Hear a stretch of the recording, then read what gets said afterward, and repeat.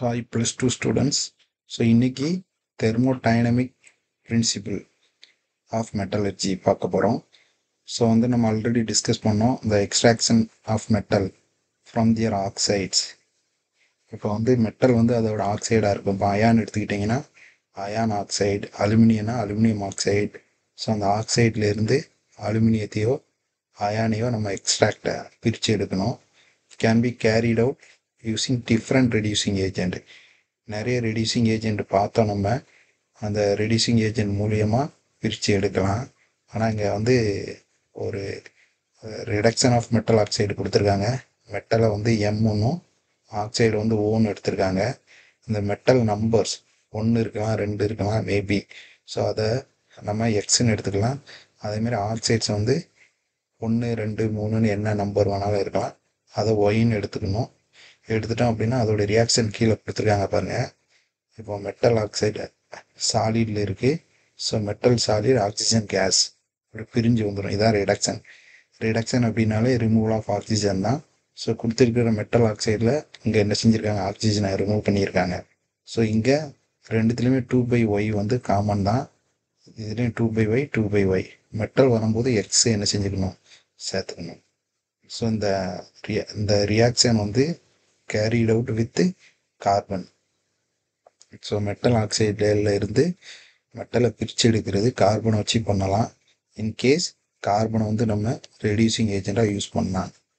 அப்படி யூஸ் பண்ணும்போது இந்த கார்பன் CO அப்படின்னா கார்பன் மோனாக்சைடு, அப்படி இல்லைன்னா CO2 இப்படி எலிமினேட் ஆயிரும். கீழே ரியாக்ஷன் கொடுத்துருக்காங்க. இது கப்புல்டு ரியாக்ஷன் சொல்லுவாங்க. ஏன்னா சியும் ஓட்டும் சேருது இல்லையா, அதனால கப்புல்டு ரியாக்ஷன். ஸோ கப்புல்டு ரியாக்ஷனுக்கு எக்ஸாம்பிள் கேட்டால் carbon oxygen it gives to CO2 gas. இது சரியா? அதே இது CO2 சேர்ந்து COவாகவும் மாறலாம். ஸோ 2 விதமாக எது வேணாலும் நடக்கலாம். இப்போ கார்பன் மோனாக்சைடை ரெடியூசிங் ஏஜெண்ட்டாக யூஸ் பண்ணீங்க அப்படின்னா ஆக்சிஜன் கூட சேர்ந்து அது CO2வாக என்ன செஞ்சிடும், வெளியே வந்துடும். ரொம்ப ஈஸி தான் ரியாக்ஷன் ஞாபகம் வைக்கிறதுக்கு. ரெண்டுமே சேர்றது தான், கப்புல் ரியாக்ஷன் தான்.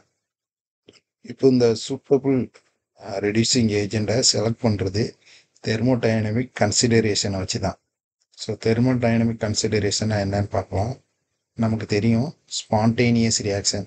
ஸ்பான்டேனியஸ் அப்படின்னா தொடர்ந்து நடந்துக்கிட்டே இருக்கிற ஒரு ரியாக்ஷன் தான். இப்போ சன்லாம் எடுத்துக்கிட்டிங்கன்னா தொடர்ந்து radiation, hydrogen gas, helium gas, இந்த மாதிரி different types of daily produce ஆகிட்டே இருக்கும். அது ஸ்பான்டேனியஸ் ரியாக்ஷன். அதேமாதிரி நம்ம சுவாசித்தல் போது CO2 வெளியே விடுறோம், ஆக்சிஜன் உள்வாங்குறோம். இது ஸ்பான்டேனியஸ் தான். ஸோ ஸ்பான்டேனியஸ் ரியாக்ஷனுக்கு ஃப்ரீ எனர்ஜி அப்படின்னா ஜின்னு சொல்லுவாங்க. டெல் ஜி அப்படின்னா change in free energy. So இந்த டேர்ம் நல்ல ஞாபகம் வச்சுக்கிடுங்க. இது கண்டிப்பாக நெகட்டிவில் இருக்கணும். அப்போ ஸ்பான்டேனியஸ் ரியாக்ஷனுக்கு டெல் ஜி நெகட்டிவாக இருக்கணும். அப்படின்னா என்ன அர்த்தம்? டெல் ஜி நெகட்டிவாக இருந்தால் அது தொடர்ந்து நடந்துக்கிட்டே இருக்கும். அப்போ டெல் ஜி நெகட்டிவாக இல்லை, பாசிட்டிவாக இருந்தது அப்படின்னா தொடர்ந்து நடக்காது. அது தெரிஞ்சுக்கிடுங்க. ஸோ தேர்ஃபோர் தெர்மோடைனமிக்கலி இந்த ரிடக்ஷன் ஆஃப் மெட்டல் ஆக்சைடு, இந்த ஃபஸ்ட்டு ஈக்குவேஷன் இருக்குல்ல, given reducing agent ஈக்குவேஷன் 2, 3, 4. அப்போ ஈக்குவேஷன் 1 ரெடியூசிங் ஏஜென்ட் மூலியமாக நம்ம போட்டோம் அப்படின்னா 2, 3, 4 ரியாக்ஷன் கிடைக்கி. ஈக்குவேஷன் 1, 2 அண்ட் 1, 3, 1, 4ல் டெல் ஜி வேல்யூ நெகட்டிவாக இருக்கும். ஸோ ரெடியூசிங் ஏஜென்ட் இப்படி தான் நம்ம என்ன செய்யணும், செலக்ட் பண்ணணும். It provide large negative del G value for couple reaction. So மேலே கொடுத்துருக்க இந்த ரியாக்ஷனுக்கு சிம்பிளாக ஞாபகம் வைக்கணும்னா டெல் ஜி வேல்யூ எல்லாத்துக்குமே எப்படி தான் இருக்கும், நெகட்டிவாக தான் இருக்கும்.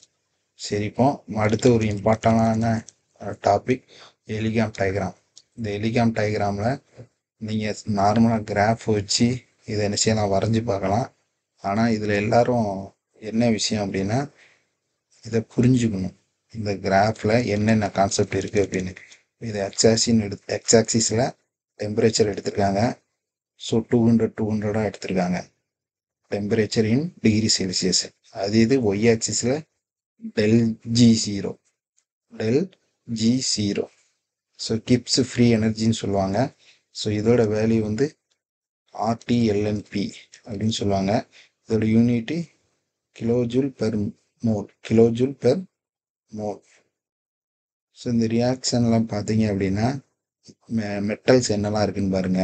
இப்போ காப்பர் ஆக்சிஜன் கூட சேர்ந்து குப்ரிக் ஆக்சைடு, நிக்கல் ஆக்சிஜன் சேர்ந்து நிக்கல் ஆக்சைடு, இதெல்லாம் ஆக்சிடேஷன் ஆயிருக்கு. அதே மாதிரி அயான் வந்து ஓட்டு கூட சேர்ந்து அயான் ஆக்சைடு ஆயிருக்கு.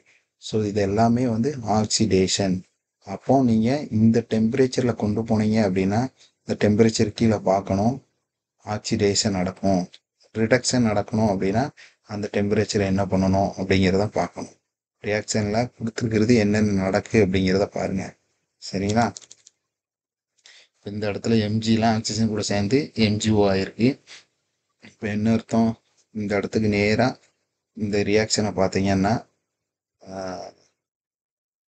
உங்களுக்கு புரியும். இப்போ இந்த மார்க் பண்ணியிருக்காங்க 600 டிகிரி செல்சியஸ்லலாம் அதோட வேல்யூ, அதாவது மெக்னீசியம் ஆக்சிஜன் கூட சேர்ந்து மெக்னீசியம் ஆக்சைடாக என்ன செஞ்சிருக்கு, மாறுது, ஆக்சிடேஷன் நடக்குது.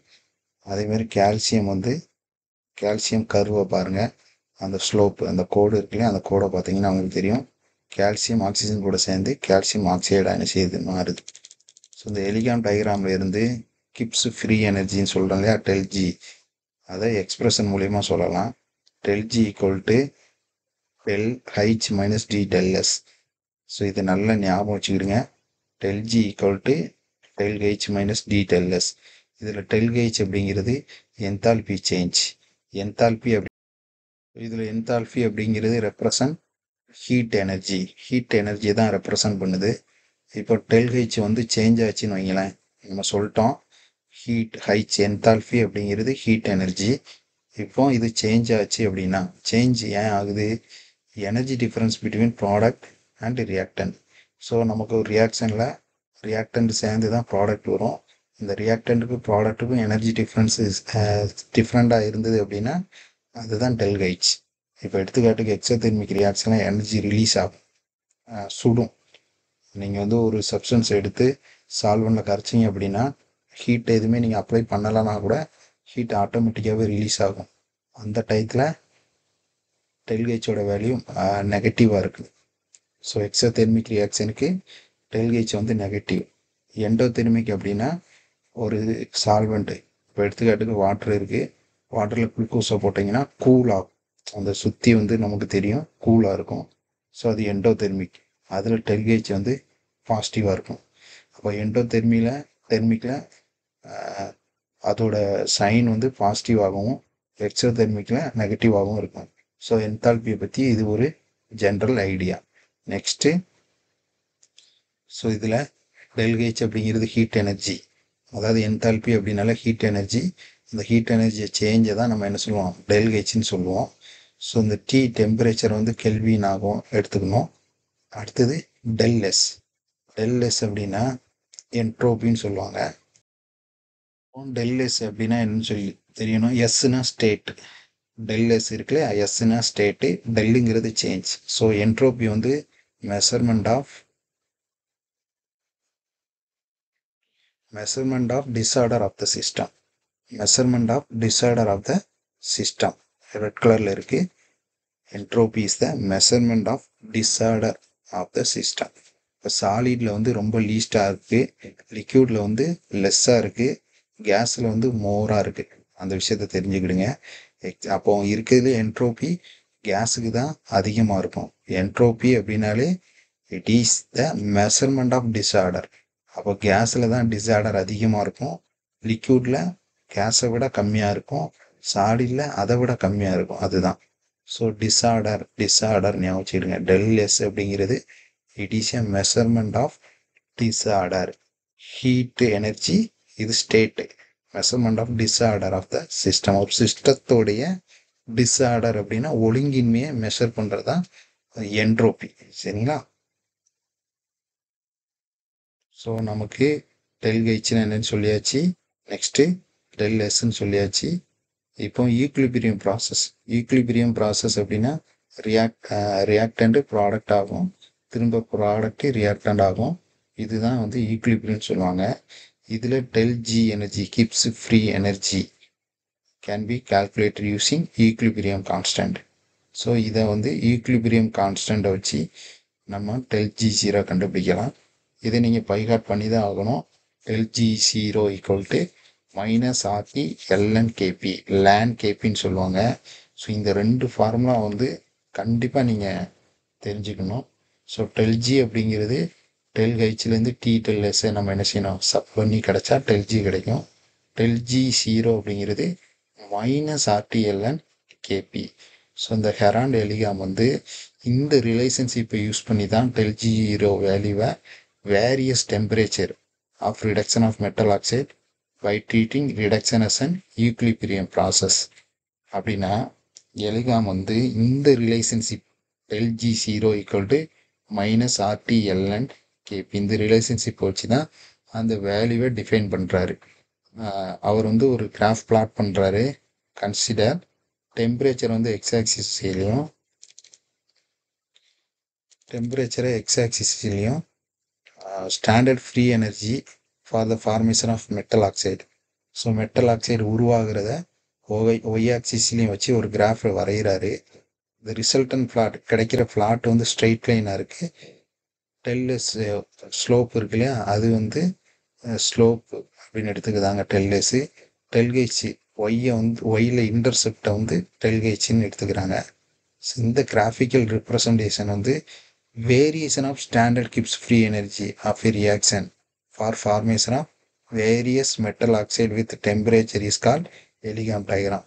ஸோ எலிகாம் டயக்ராம் அப்படின்னா என்னன்னு கேட்பாங்க. எலிகாம் டயக்ராம்ங்கிறது graphical representation of variation of standard Gibbs free energy. So standard Gibbs எனர்ஜியோடைய வேரியேஷன் இருக்கு இல்லையா, அதை கிராஃபிக்கல் ரெப்ரசன்ட் பண்ணுறாங்க of reaction of formation of various metal oxide. So நிறைய மாறக்கூடிய மெட்டல் ஆக்சைடை எடுத்து அது எப்படி உருவாகுது அப்படிங்கிறத கிராஃபாக போடுறாரு. வித் டெம்பரேச்சர் கூட கூட அது வேரியேஷன் ஆகும், அதுக்கு கிராஃப் போடுறாரு. அப்படி போடுற அந்த கிராஃபுக்கு பேர் தான் எலிகாம் diagram.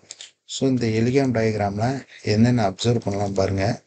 For most metal oxide form ஆகுது பார்த்தோம். நம்ம நிறைய மெட்டல் ப்ளஸ் ஆக்சிஜன் கூட சேர்ந்து மெட்டல் ஆக்சைடு ஃபார்ம் ஆகுது. அப்படி ஃபார்ம் ஆகும்போது ஸ்லோப் வந்து பாசிட்டிவாக இருக்கும், அதாவது del S வந்து பாசிட்டிவாக இருக்கும். இதை எக்ஸ்பிளைன் பண்ணுற பாருங்கள். எடுத்துக்காட்டுக்கு ஆக்சிஜன் கேஸ் வந்து கன்சியூம் ஆகுது during formation of metal oxide. கண்டிப்பாக மெட்டல் வந்து ஆக்சிஜன் கூட சேரும்போது ஆக்சிஜன் வந்து ஏற்கப்படுது, கன்சியூம் ஆகுது. அதோடைய ரிசல்ட் வந்து decrease in randomness. Decrease is randomness அப்படின்னா பார்த்தோம் நம்ம எஸ்ஸு, அதாவது இந்த மெஷர்மெண்ட் ஆஃப் ரேண்டம்னஸ் தான் எஸ்ஸு. அப்போ அது எப்படி ஆகுது, குறையுது. ஆக்சிஜன் கேஸை கம்மியாகும்போது del S வந்து குறையுது. So del S becomes negative ஆயிடுது. So it makes del S become positive. So இது del S நெகட்டிவாக இருந்தால் நம்மளுக்கு தெரியும் டி del S வந்து மைனஸ் டி del S தான் படிச்சிருக்கோம். இந்த இடத்துல மைனஸ் டி del S தான் படிச்சிருக்கோம். ஸோ del S நெகட்டிவ் ஆகும்போது நெகட்டிவ் சேர்ந்து நமக்கு என்ன வந்துடும், பாசிட்டிவ் வந்துடும். நெகட்டிவ் பாசிட்டிவாக வந்துடும். சரிங்களா? ஸோ அதனால் டி del S வந்து பாசிட்டிவ் இந்த ஸ்ட்ரெயிட் லைன் ஈக்குவேஷன். அப்போ அந்த ஸ்ட்ரெயிட் லைனில் டி del S வந்து பாசிட்டிவாக இருக்கும். நான் டயக்ராம் வச்சு சொல்லியிருந்தேன். இப்போ எடுத்துக்காட்டுக்கு மெட்டல், இந்த மெக்னீசியம் கூட எடுத்துக்கலாம். ஆக்சிஜன் கன்சியூம் ஆகுது, மெட்டல் ஆக்சைடு அதாவது மெக்னீசியம் ஆக்சைடு உருவாகுது. இந்த ஸ்ட்ரெயிட் லைன் இருக்குது பார்த்தீங்களா, இதுதான் டி del S. இது வந்து பாசிட்டிவ் அப்படின்னு சொல்கிறாங்க, பாசிட்டிவ் அப்படின்னு சொல்கிறாங்க. இப்போ the graph for the formation of carbon monoxide is straight line with negative slope. இப்போ கார்பன் மோனாக்சைடு எடுத்துப்போம். நம்ம ரியாக்ஷனில் கார்பன் மோனாக்சைடு அப்படின்னு இருக்கு இல்லையா, கார்பன் மோனாக்சைடு தான் இருக்குது பாருங்கள். இந்த கார்பன் மோனாக்சைடு பாருங்கள், இதுவும் ஸ்ட்ரெயிட் லைனாக தான் இருக்குது. ஆனால் நெகட்டிவ் ஸ்லோப். என்ன நெகட்டிவ் ஸ்லோப், ரெட் கலரில் கொடுத்துருக்காங்க. அப்போ இது குறையுது, ஆக்சிஜன் கன்சியூம் பண்ணிவிட்டு இது குறையுது. ஸோ இதை தான் நீங்கள் அப்சர்வ் பண்ணணும். எல்லா மெட்டலையும் ப்ளூ கலர் லைனில் கொடுத்துருக்காங்க, அது எல்லாமே பாசிட்டிவில் இருக்குது, பாசிட்டிவ் ஸ்லோப்பில் இருக்குது. ஆனால் இந்த ஸ்லோப்புங்கிறது இந்த லைன் போட்டிருக்காங்கல்ல, அதான் ஸ்லோப். இந்த பிங்க் கலரில் ஒரு லைன் கொடுத்துருக்காங்க இல்லையா, அதுதான் ஸ்லோப்பு. ஸோ இங்கே கார்பன் மோனாக்சைடு நமக்கு நெகட்டிவ் ஸ்லோப்பில் இருக்குது. அதான் அவங்க சொல்லியிருக்காங்க, கார்பன் மோனாக்சைடு வந்து நெகட்டிவ் ஸ்லோப் அப்படின்ட்டு. இன்கேஸ் டெல் இஸ் பாசிட்டிவாக இருந்தால் 2 moles CO gas is formed. இப்போ இந்த இதில் டெல் எஸ் வந்து பாசிட்டிவாக இருந்தது அப்படின்னா 2CO2 கேஸ் வந்து ஃபார்ம் ஆகுது. இப்போ நெகட்டிவ் ஸ்லோப்பு கிடச்சிதுன்னா டெல் எஸ் பாசிட்டிவாக இருக்கவே தான் நெகட்டிவ் ஸ்லோப். இதுக்கு முன்னுக்குட்டி பாயிண்டே பார்த்தோம். நெகட்டிவாக இருந்ததுன்னா டெல் எஸ் வந்து பாசிட்டிவாக இருக்கும். ஆனால் இங்கே டெல் எஸ் பாசிட்டிவாக இருக்கவே தான் ஸ்லோப் வந்து நெகட்டிவாக இருக்கு. சரிங்களா? திரும்ப திரும்ப இதை கேளுங்க, நல்லா தெளிவாக புரியும். ஸோ அந்த ரியாக்ஷனை தான் அங்கே கொடுத்துருக்காங்க. ஸோ வந்து C+O2 2CO வருது இல்லையா, கார்பன் மோனாக்சைடு நெகட்டிவ் ஸ்லோப்பில் பார்த்தோம். So consumption of 1 mole of oxygen gas. So இதுலேருந்து என்ன தெரியுது, it indicates CO is more stable at higher temperature. அப்போ இந்த ஸ்லோப்லேருந்து என்ன தெரிஞ்சுக்கிடுதுன்னா, ஹையர் டெம்பரேச்சரில் CO வந்து ஸ்டேபிளாக இருக்கும். அதை எளிதாக என்ன செய்ய முடியாது, பிரிக்க முடியாது. கார்பனாகவும் ஓவாகவும் பிரிக்க முடியாது, மோர் ஸ்டேபிளாக இருக்கும். இப்போ டெம்பரேச்சர் வந்து இன்க்ரீஸ் ஆகிட்டே வந்ததுன்னா generally del G value for formation of metal oxide becomes less negative. So இது ஒரு இம்பார்ட்டன்ட் பாயிண்ட். டெம்பரேச்சர் இன்க்ரீஸ் ஆச்சுன்னா del G value become less negative. Less negative அப்படின்னா என்ன அர்த்தம், நம்பர்ஸ் இருக்குது, -5 பெருசா -6 பெருசான்னு பார்த்தீங்கன்னா -5 தான் பெருசு. இதில் எது லெஸ் நெகட்டிவ், -5 தான் லெஸ் நெகட்டிவ். ஸோ அந்த கான்செப்டை பார்த்துக்கணும். -5 விட -1 வந்து லெஸ் நெகட்டிவ். அப்போ என்ன அர்த்தம், நெகட்டிவ் நம்பர்லேயே கம்மியாகுதுன்னு அர்த்தம் less negative. And less negative அப்படின்னா -5 -4 less negative, -3 -2 -1 and becomes 0 at particular temperature. So temperature increase ஆகும்போது டெல் ஜி வேல்யூ இருக்கு இல்லையா, Gibbs free energy for metal oxide வந்து லெஸ் நெகட்டிவாக இருக்கும் அண்டு 0வாக இருக்கும் ஒரு பர்டிகுலர் டெம்பரேச்சரில். இப்போ 0 ஆனதுக்கப்புறம் below the temperature del S is negative. So நல்லா கவனிச்சுக்கிடுங்க, இந்த பர்டிகுலர் டெம்பரேச்சர் வரை 0வாக இருக்கும். இந்த டெம்பரேச்சருக்கு கீழே வந்து டெல் ஜி நெகட்டிவாக இருக்கும். அப்படி நெகட்டிவாக இருந்ததுன்னா, டெல் ஜி நெகட்டிவாக இருந்தாலே oxide stable. And about temperature del G வந்து பாசிட்டிவ். ஸோ அது ஒரு பாயிண்ட்டு. அந்த பாயிண்டில் டெல் ஜி வந்து நெகட்டிவாக இருக்குது, ஸ்டேபிளாக இருக்குது. எப்போ இந்த டெம்பரேச்சரை விட அபோவாக இருக்கோ டெல் ஜி வந்து பாசிட்டிவ். ஸோ இந்த ஜென்ரல் ட்ரெண்டு தான் metal oxide become less stable at higher temperature. So இந்த பாயிண்டை வச்சு எல்லா மெட்டலும் கிடையாது, ஒவ்வொரு மெட்டலை பொறுத்து அந்த ஹையர் டெம்பரேச்சரில் அது வந்து லெஸ் ஸ்டேபிளாக இருக்கும். அப்போ நம்ம என்ன செஞ்சிடலாம், ஈஸியாக பிரிச்சிடலாம். இதை வச்சு தான் பிரிச்செடுக்க வேண்டிய மெட்டலுக்கு டெம்பரேச்சர் அவங்க என்ன செய்வாங்க, கூட்டுவாங்க. ஏன்னா நமக்கு தெரிஞ்சிருச்சு இதில் உள்ள மெட்டல் ஆக்சைடை பிரித்து எடுக்கணும் அப்படின்னா ஹையர் டெம்பரேச்சரில் லெஸ் ஸ்டேபிளாக இருக்கும். அப்போ நம்ம ஹீட்டை கொடுத்தோன்னா இது பிரிஞ்சிடும் அப்படிங்கிற ஒரு ஐடியா தெரிஞ்சிச்சு. அதனால் அவங்க என்ன செய்வாங்க, டெம்பரேச்சரை கூட்டுவாங்க. And their decomposition become easier. So இதனால தான் இண்டஸ்ட்ரியில் டெம்பரேச்சர் கூட்டி மெட்டல் என்ன செய்வாங்க, பிரிப்பாங்க. ஸோ எலிகாம் டயக்ராம்னா உங்களுக்கு ஐடியா கிடைச்சிடும். Then there is sudden change in the slope at particular temperature for some metal oxide. சில மெட்டல் ஆக்சைடு வந்து சடனாக சேஞ்ச் ஆகும். எதுக்கு, MgO அண்டு மெர்க்குரி ஆக்சைடு. இதுக்கு காரணம் வந்து ஃபேஸ் டிரான்சிஷன் தான். ஃபேஸ் தெரியும், சாலிட், லிக்யூட், அப்புறம் கேஸ்ன்னு இருக்குது. இந்த ஃபேஸ் டிரான்சிஷனால் சடன் சேஞ்ச் ஆகிருக்கு. இந்த ஃபேஸ் டிரான்சிஷன் அப்படிங்கிறது மெல்ட்டிங் அண்ட் எவாப்ரேஷன். ஸோ லிக்யூட்லேருந்து கேஸாக போகும்போது எவாப்ரேஷன் ஆகும், சாலிட்லேருந்து லிக்யூடாக மாறும்போது மெல்ட்டிங் ஆகும். ஸோ இந்த சேஞ்சினால தான் இந்த ஸ்லோப் வந்து என்ன செய்யுது, சடனாக சேஞ்ச் ஆகுது. ஸோ நம்ம எலிகாம் டயக்ராமில் அப்சர்வேஷன் பார்த்தோம். அப்சர்வேஷன் திரும்ப திரும்ப கேட்டு பாருங்கள். இதில் ரொம்ப நிறைய கொடுத்துருக்கிற மாதிரி இருக்கும், ஆனால் பாயிண்ட் வந்து டெல்ஜி டெல்எஸை வச்சு தான் இருக்குது. திரும்ப திரும்ப கேட்டு பாருங்கள். அந்த பிக்சரை கம்பேர் பண்ணி படித்து பார்த்தீங்கன்னா ஈஸியாக இருக்கும். இதில் டெல்எஸ், டி டெல்எஸ், டெல்ஜி. டெல்எஸ் பாசிட்டிவாக இருந்தால் என்ன, டெல் நெகட்டிவாக இருந்தால் என்ன, அதேமாரி ஜி பாசிட்டிவாக இருந்தால் என்ன, ஜி நெகட்டிவாக இருந்தா என்ன, அந்த கான்செப்ட் தான். ஸோ நெக்ஸ்ட்டு நம்ம பார்க்கக்கூடியது அப்ளிகேஷன். இந்த அப்ளிகேஷன் வச்சு என்ன பண்ணலாம் எலிகாம் டயக்ராமில், it help us to select suitable reducing agent at appropriate temperature. So இந்த டயக்ராம் மூலியமாக, இந்த எலிகாம் டயக்ராம் மூலியமாக நம்ம எந்த ரெடியூசிங் ஏஜெண்ட்டை பயன்படுத்தி எந்த டெம்பரேச்சருக்கு ஹீட் பண்ணலாம் அப்படிங்கிறத நம்ம என்ன செஞ்சுக்கலாம், தெரிஞ்சுக்கலாம். இந்த reduction of metal oxide to its metal ஆக்சைடில் இருந்து மெட்டலை ஈஸியாக நம்ம என்ன செஞ்சலாம், ரெடியூஸ் பண்ணலாம். Competition between element used for reduction and the metal to combine with oxygen. So வந்து இது ஒரு ஹெவி காம்படிஷன். மெட்டல் ஆக்சிஜன் கூட சேர்ந்து மெட்டல் ஆக்சைடு ஆகுது. அதே நேரத்தில் மெட்டல் ஆக்சிஜன்லேருந்து ரிலீஸ் பண்ணி வெறும் மெட்டலாக வருது இல்லையா, அந்த ஐடியா தெரிஞ்சால் தான் நம்ம என்ன செய்ய முடியும், யூஸ் பண்ண முடியும். So if the metal oxide is more stable then oxygen remains with the metal. So metal oxide வந்து ரொம்ப ஸ்டேபிளாக இருந்ததுன்னா ஆக்சிஜன் மெட்டல் கூட தான் இருக்கும். And if oxide element used for reduction is more stable. So நல்லா கவனிங்க, if the oxide of element used for reduction is more stable, then oxygen from the metal oxide combined with the element used for reduction. அப்போ என்ன சொல்கிறாங்க, இப்போ ஒரு மெட்டலில் வந்து oxide இருக்குது, அது மோர் ஸ்டேபிளாக இருக்குது அப்படின்னா அதை ரெடியூஸ் பண்ணுறதுக்கு எலமெண்ட் யூஸ்டு ஃபார் ரிடக்ஷனுக்கு என்னது, element used for reduction is more stable, then the oxygen from the metal oxide combined with the element used for reduction.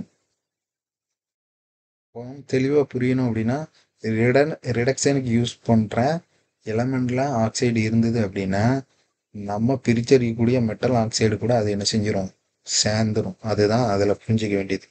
So இதில் எலிகாம், from the elegam diagram we can infer the relative stability of different metal oxide at given temperature. So இந்த எலிகாம் வரைபடத்தில் இருந்து நம்ம ஒன்றுக்கொன்று compare பண்ணி புரிஞ்சிக்கலாம். Different metal oxide அதோடைய stability, நிலைப்புத்தன்மை எந்த டெம்பரேச்சரில் எப்படி இருக்குது அப்படிங்கிறது என்ன செஞ்சுக்கலாம், தெரிஞ்சுக்கலாம். நெக்ஸ்ட்டு இப்போ Ellingham diagram for formation of silver oxide or mercury oxide at the upper part of diagram and their decomposition temperature 600 and 700 Kelvin கொடுத்துருக்கு. இப்போ வந்து சில்வர் ஆக்சைடு, மெர்க்குரி ஆக்சைடு இங்கே கொடுத்துருக்காங்க பாருங்கள். சில்வர் ஆக்சைடு, மெர்க்குரி ஆக்சைடு ரெண்டு கொடுத்துருக்காங்க. Appar temperature அப்படின்னா பாருங்கள், இவங்கெல்லாம் இது டெல்ஜி வேல்யூ வந்து எப்படி இருக்குது அப்படிங்கிறது பாருங்கள். பாசிட்டிவ் ஆகுது, இதில் கொஞ்சம் நெகட்டிவாக இருக்குது. சும்மா ஜஸ்ட் அந்த ரியாக்ஷன் மட்டும் பாருங்கள். மெர்க்குரி ஆக்சிஜன் கூட சேர்ந்து மெர்க்குரி ஆக்சைடு, சில்வர் ஆக்சிஜன் கூட சேர்ந்து சில்வர் ஆக்சைடு.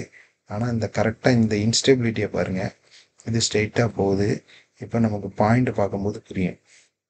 ஸோ அந்த டயக்ராமில் 600 கெல்வின் டெம்பரேச்சரில் சில்வர் வந்து டிகாம்போஸ் ஆகும். அதே மாதிரி 700ல் டிகாம்போஸ்னால் ரெண்டாக உடையிறது. இதில் இருந்து என்ன தெரியுது, it indicate this oxide unstable at moderate temperature. அதாவது வெப்பநிலை மாறும்போது இது ஸ்டேபிளாக இருக்காது. And will decompose on heating even in the absence of reducing agent. அப்போ இதுக்கு ரெடியூசிங் ஏஜென்ட்டே தேவையில்லை, வெறும் டெம்பரேச்சரை மட்டும் நீங்கள் கூட்டினீங்க அப்படின்னா, அந்த 600 700 கெல்வினுக்கு மேலே கூட்டினீங்கன்னா சில்வரையும் மெர்க்குரியும் என்ன செஞ்சிடலாம், பிடிச்சிடலாம். ஆப்சன்ஸ் ஆஃப் ரெடியூசிங் ஏஜென்ட் இல்லாமலே. அது மட்டும் இல்லாமல் இதுக்கு எது யூஸ் ஆகுது எலிகாம் டயக்ராம்னா, predict thermodynamic feasibility of reduction of oxide. So ஒரு தீர்மானத்துக்கு வருது, ஒரு மெட்டலை ரெடியூஸ் பண்ணுறதுக்கு நம்ம எந்தெந்த கண்டிஷன், ஃபீஸிபிலிட்டி, தெர்மோடைனமிக் ஃபீஸிபிலிட்டி அப்படின்னா அதுக்கு எவ்வளோ ஹீட்டு கொடுக்கணும் அப்படிங்கிற விஷயம்லாம், அந்த ஃபீஸிபிலிட்டி அதை ப்ரிடிக்ட் பண்ணுது. One metal by another metal, ஒரு மெட்டல்லேருந்து அனதர் மெட்டலை மாற்றுறதுக்கு. If any metal can reduce oxide other metal that are located above in the diagram. இப்போ ஒரு மெட்டலை வந்து can reduce the oxide of other metal. So ஒரு மெட்டலை இன்னொரு மெட்டலோடைய ஆக்சைடாக நம்ம என்ன செய்யலாம், ரெடியூஸ் பண்ணலாம். எடுத்துக்காட்டுக்கு எலிகாம் டயக்ராமில் ஃபார்மேஷன் ஆஃப் குரோமியம் ஆக்சைடு அலுமினியத்துக்கு மேலே தான் இருக்குது. மீனிங் அதுக்கு என்ன அர்த்தம்னா, அலுமினியம் ஆக்சைடு வந்து மோர் ஸ்டேபிள் தேன் குரோமியம் ஆக்சைடு. ஸோ அந்த கிராஃபுக்கு விளக்கம் கொடுக்குறேன்னா ஸோ அது பார்த்தா உங்களுக்கு புரியும். ஸோ இந்த கிராஃபில் பாருங்கள், அலுமினியம் இங்கே இருக்குது, அதாவது அலுமினா. அதே நேரத்தில் குரோமியம் வந்து மேலே இருக்குது, ஆனால் அலுமினியம் வந்து கீழே இருக்குது. இதை தான் அந்த கிராஃபில் கொடுத்துருக்காங்க.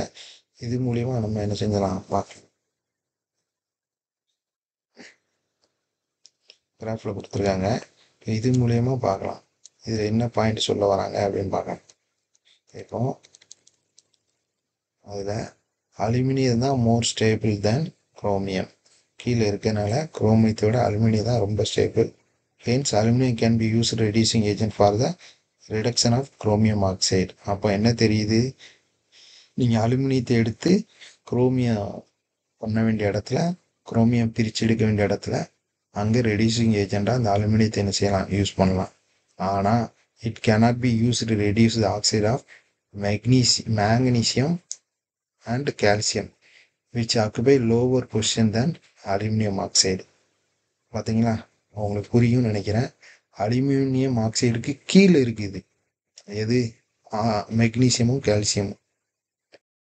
பார்த்தீங்களா, அலுமினியத்துக்கு கீழே தான் வந்து மெக்னீசியம் ஆக்சைடு இருக்குது, கால்சியம் ஆக்சைடு இருக்குது. இங்கே நீங்கள் என்ன செய்ய முடியாது, அலுமினியம் ஆக்சைடை யூஸ் பண்ண முடியாது ரெடியூசிங் ஏஜெண்டாக. ஆனால் இதை எங்கே யூஸ் பண்ணலாம், குரோமியத்துக்கு யூஸ் பண்ணலாம் ரெடியூசிங் ஏஜெண்டாக. ஸோ இந்த லாஜிக்கை தான் நீங்கள் புரிஞ்சுக்கணும், சரியா. Next point, carbon line cuts across the lines of many metal oxide. Carbon line இருக்குது, நிறைய மெட்டல் ஆக்சைடு லைனை வந்து கட் ஆகுது. கட் ஆகுறதுனால என்ன, it can reduce all those metal oxide at sufficient high temperature. அந்த கார்பன் லைன் எங்கெல்லாம் cut ஆகுதோ அது அந்த மெட்டலை வந்து என்ன செய்யும், ரெடியூஸ் பண்ணும். இப்போ இதில் கார்பன் வந்து ரெட் கலரில் ஒன்று கொடுத்துருக்காங்க பாருங்க.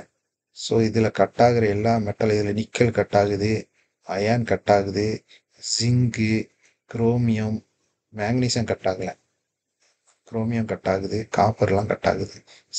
அப்போ இதுக்கு எல்லாத்துக்குமே நம்ம என்ன யூஸ் பண்ணலாம், கார்பன் யூஸ் பண்ணலாம் ரெடியூசிங் ஏஜெண்டா, சரிங்களா. சரி, இதை வந்து தெர்மோடைனமிக்லாம் அனாலிசிஸ் பண்ணோம் அப்படின்னா, favourable condition for the reduction of iron oxide by carbon. இப்போ வந்து அயான் ஆக்சைடை கார்பனால் ரெடியூஸ் பண்ணுறதுக்கு என்ன ஃபேவரபிள் கண்டிஷன், எப்படி இருந்தால், என்கிட்ட வந்து இரும்பு வேணும் எனக்கு, ஆனால் என்கிட்ட இரும்பு ஆக்சைடாக இருக்குது, அதை கார்பனை வச்சு நம்ம எப்படி ரெடியூஸ் பண்ணலான்னு பார்க்கலாம். இந்த Ellingham diagram for the formation of FeO and CO intersect at 1000 kelvin. So Ellingham டயக்ராமில் பார்த்தீங்கன்னா FeOவும் கார்பன் மோனாக்சைடும் 1000 கெல்வினில் இன்டர்செக்ட் ஆகுறது. ஸோ இந்த below this temperature carbon lies the above the ion line which indicates that FeE is more stable than CO. அப்போ இதில் FeO CO ரெண்டு தான் 1000ல் இன்டர்செக்ட் ஆகுது.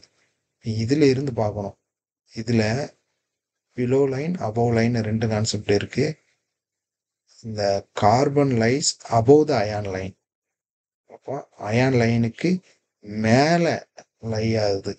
அப்போ FeO தான் வந்து more stable than CO. So that this temperature range reduction is thermodynamic not feasible. அப்போ இந்த நேரத்தில் நம்ம என்ன செய்ய முடியாது, ரெடியூஸ் பண்ண முடியாது. however above 1000 carbon line lies below the ion line and hence we can use focus reducing agent as the above temperature. ஆனால் கோக்கை நீங்கள் என்ன செய்யலாம், யூஸ் பண்ணலாம் அபோவ் லைனுக்கு. பாருங்கள், டயக்ராம் பார்க்கும்போது புரியும், அவங்க கொடுத்துருக்கிறதுக்கு பாயிண்ட். ஸோ நீங்கள் லைன் வச்சு ஞாபகம் வச்சிங்கன்னா உங்களுக்கு ஈஸியாக இருக்கும். 1000 கெல்வினில் கார்பன் லைன் வந்து below the ion line, ion லைனுக்கு கீழே இருக்குது. அப்போது கார்பன் லைன் தான் மேலே இருக்குது. ஹென்ஸ் வி கேன் யூஸ் கோக்குங்கிறது carbon reducing agent above this temperature. இந்த டெம்பரேச்சருக்கு மேலே யூஸ் பண்ணும்போது கார்பனை ரெடியூசிங் ஏஜெண்டாக யூஸ் பண்ணலாம், அந்த டெம்பரேச்சர் கீழே வரும்போது அயானை ரெடியூஸாக யூஸ் பண்ணலாம், அதான் concept. So following free energy calculation also confirm that reduction is thermodynamically favor.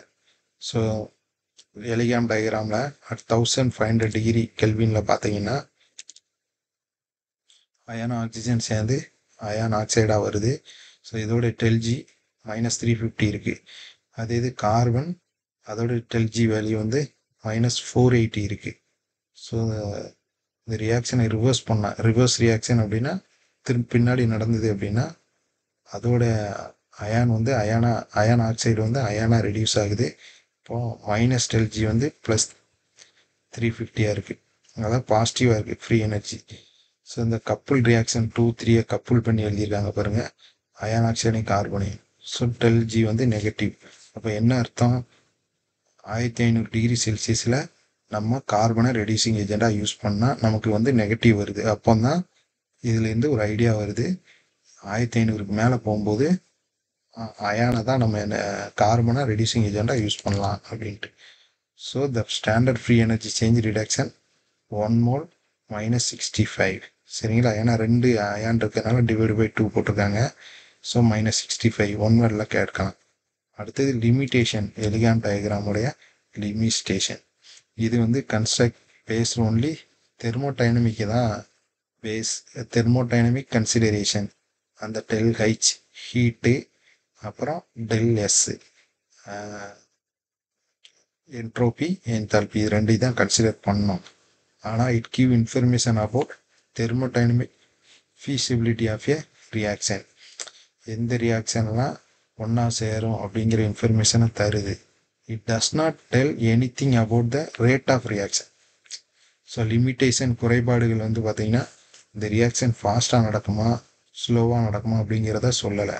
More over it does not give any idea about possibility of other reaction must be taking place.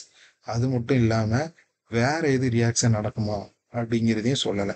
So லிமிட்டேஷனில் 2 point ரொம்ப முக்கியம். Does not tell rate of reaction எவ்வளோ ஸ்பீடாக நடக்குங்கிறதையும் சொல்லலை, வேறு எந்த reaction நடக்குமா அப்படிங்கிறதையும் சொல்லலை. நெக்ஸ்ட்டு இன்டர்பிரிட்டேஷன் ஆஃப் ΔG, அதாவது Gibbs free energy based on assumption. So இது வந்து ஒரு அசம்ஷன் தான், that reactant are in equilibrium with a product which is not always true. So இந்த ΔG வச்சு தான் நம்ம இன்டர்பிரேட் பண்ணி சொல்கிறோம், அதை பார்த்து சொல்கிறோம், அதை எடுத்து. ஆனால் இது ஈக்லிபிரியமாக இருக்கணும் எந்த நேரத்துலையும் அப்படிங்கிறது உண்மை கிடையாது, அது மாறலாம். ஸோ இந்த 3 லிமிட்டேஷன் ஞாபகம் வச்சுக்கிடுங்க.